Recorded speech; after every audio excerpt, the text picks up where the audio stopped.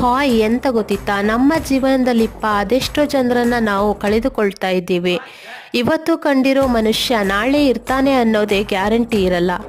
ಜೀವನೇ ಕಳೆದುಕೊಂಡು ಜೀವಂತವಾಗಿ ನಮ್ಮಿಂದ ದೂರವಾಗೋರು ಒಂದು ಕಡೆ ಆದರೆ, ನಗು ನಗುತ್ತಾ ಜೊತೆಗಿದ್ದ ಮನಸ್ಸುಗಳು ನಮ್ಮಿಂದ ದೂರವಾಗ್ತಿರುವುದು ಇನ್ನೊಂದು ಕಡೆ.